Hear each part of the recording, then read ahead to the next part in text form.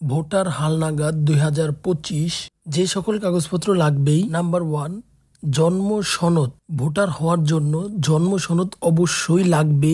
Number 2, পিতামাতার NID কার্ডের copy লাগবে। যদি পিতামাতার এনআইডি কার্ডের কপি না থাকে সেক্ষেত্রে কোনো একজন আত্মীয় স্বজনের এনআইডি কার্ড হলেই হবে। নাম্বার 3, নাগরিকত্ব সনদপত্র। এটি সংগ্রহ করতে হবে ইউনিয়ন পরিষদ থেকে। এই সনদপত্র চাহিদা মাত্রই পাওয়া যাবে ইউনিয়ন পরিষদ হতে। নাম্বার 4, প্রত্যয়নপত্র।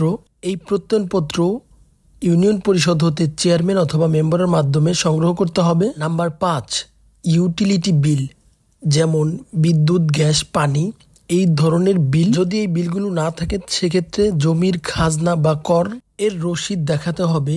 এটি স্থায়ী ঠিকানা হিসেবে প্রমাণপত্র। নাম্বার 6, নিকাহনামা। যদি আপনি বিবাহিত হয়ে থাকেন সেক্ষেত্রে নিকাহনামা অবশ্যই লাগবে এবং স্বামী স্ত্রীর জন্ম সনদ অবশ্যই লাগবে। নাম্বার 7, রক্তের গ্রুপ অবশ্যই জানা থাকতে হবে। যদি না জেনে থাকেন অবশ্যই চেক করে এগুলো রেডি করে রাখতে হবে। Number 8, certificate. যদি স্কুল, কলেজ বা যে কোনো ধরনের সার্টিফিকেট থাকে তাহলে সংগ্রহ করতে হবে।